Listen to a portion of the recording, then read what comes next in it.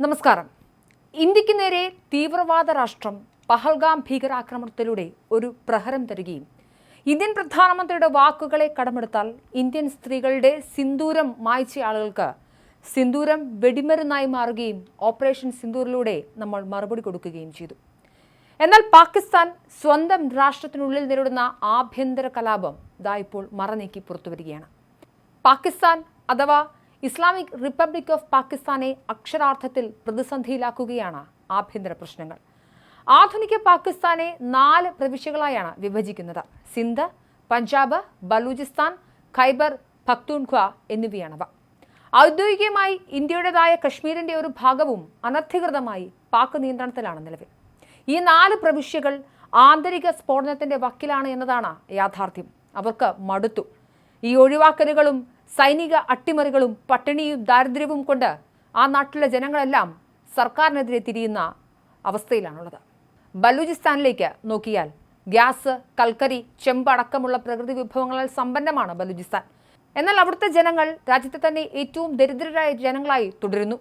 പാകിസ്ഥാന്റെ 44% വരുന്ന ഭൂവിസ്തൃതി ബലൂചിസ്ഥാനിലാണുള്ളത്. പക്ഷേ വിഭവ ചൂഷണത്തിനായി ബലൂച്ച് പ്രവിശ്യയെ ചൈനയ്ക്ക് തുറന്നുകൊടുത്തു പാക് അധികാരികൾ. ഇതിനു പുറമെ സൈനിക അടിച്ചമർത്തൽ, വംശീയ പാർശ്വവൽക്കരണം എന്നിവയും ഒപ്പം പാകിസ്ഥാന്റെ ഇന്റർ സർവീസസ് ഇന്റലിജൻസ് ജിഹാദി ഗ്രൂപ്പുകളെ സംരക്ഷിക്കുകയും ബലൂച്ച് പൗരാവകാശങ്ങളെ ക്രൂരമായി അടിച്ചമർത്തുകയും ചെയ്യുന്നത് മൂലം മടുത്ത ബലൂജികൾ പാക് സൈന്യത്തിനും ഭരണത്തിനുമെതിരെ ആക്രമണവും വിമോചന സമരവും പ്രഖ്യാപിച്ചു. അവർ സന്ധിയില്ലാതെ യുദ്ധം ചെയ്തു.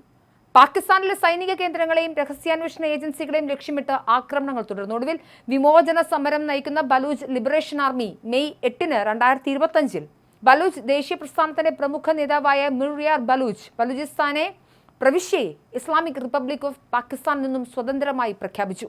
അന്താരാഷ്ട്ര അംഗീകാരം ആവശ്യപ്പെട്ട് UN പറഞ്ഞു, ഇന്ത്യയോട് പറഞ്ഞു ഞങ്ങളെ രാഷ്ട്രമായി അംഗീകരിക്കുക എന്ന്.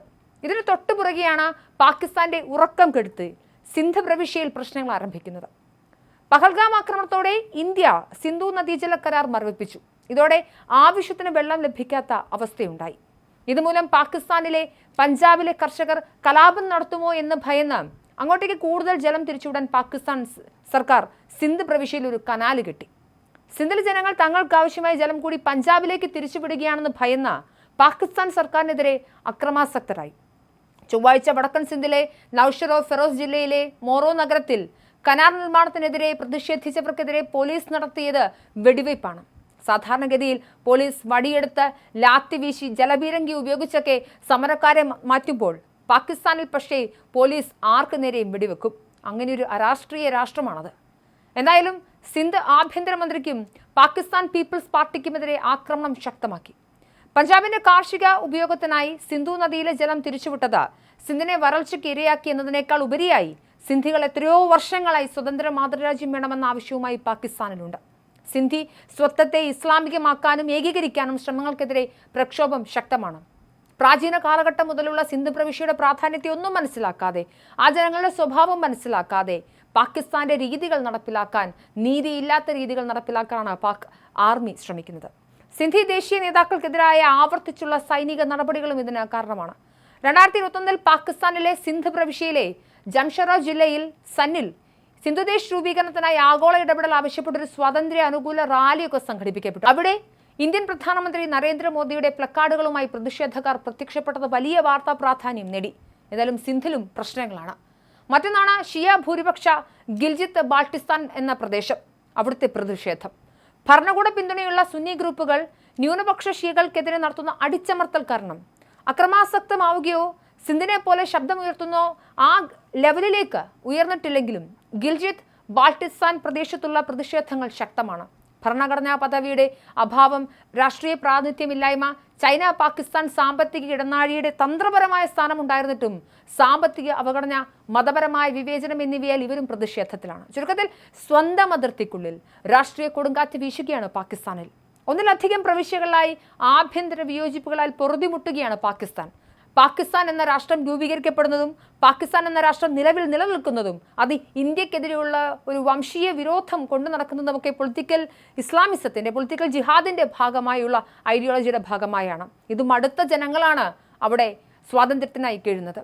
പട്ടാളം ഭരിച്ച് മുടിപ്പിച്ച് ജനാധിപത്യം തൊട്ടുതിണ്ടാത്ത പാക്കിൽ സ്വാതന്ത്ര്യത്തിനായി ജനങ്ങൾ മുറവിളി കൂട്ടുകയാണ്. ഞങ്ങളെ സ്വതന്ത്രമാക്കി വിടൂ, ഞങ്ങൾക്ക് സ്വാതന്ത്ര്യം വേണം, ഞങ്ങൾക്ക് ജീവിക്കണം, ഞങ്ങൾക്ക് വയറു നിറയെ ഭക്ഷണം കഴിക്കണം, ഞങ്ങൾക്കൊരു നേരം മനസമാധാനമായി ഉറങ്ങണം, നിങ്ങളുടെ ഈ അടിച്ചമർത്തൽ ഭരണം മതിയാക്കൂ. ഈ പാകിസ്ഥാനിൽ ഈ സാധാരണക്കാരുടെ ദാരിദ്ര്യം പറഞ്ഞാണ് പാകിസ്ഥാൻ കോടിക്കണക്കിന് രൂപ നാട്ടിലെ ക്ഷേമം എന്ന പേരിൽ കൊണ്ടുവരുന്നത്. എന്നാൽ അതൊക്കെ തീവ്രവാദികൾക്ക് തിട്ടൂരം പോലെ എഴുതി കൊടുക്കുന്ന പാകിസ്ഥാൻ ജനറലും പാകിസ്ഥാൻ പ്രധാനമന്ത്രിയുമൊക്കെ ഈ ജനങ്ങളെ അടിച്ചമർത്താനാണ് ശ്രമിക്കുന്നത്. എന്തായാലും പാകിസ്ഥാൻ എന്ന് പറയുന്ന ഭീകരവാദത്തെ മാടി രാഷ്ട്രം ഏറ്റവും വലിയ പ്രതിസന്ധിയിലൂടെയാണ് കടന്നു പോകുന്നത്. തൊട്ടടുത്ത് രാഷ്ട്രമായ ഇന്ത്യക്കെതിരെ അവർ ആക്രമണം നടത്തി ജനങ്ങൾക്ക് മുന്നിൽ ഒരു പുകമറ സൃഷ്ടിച്ച് ഒരു ഇന്ത്യ വിരുദ്ധത സൃഷ്ടിച്ചുകൊണ്ട് ഞങ്ങൾ പാകിസ്ഥാനിലെ പട്ടാളം എന്തൊക്കെയോ മലമറിക്കുകയാണെന്നുള്ളൊരു പ്രൊപ്പഗൻഡ നാടകമൊക്കെ നടത്തിയാലും അതിനുള്ളിലെ ജനങ്ങൾക്ക് യാഥാർത്ഥ്യമറിയാം.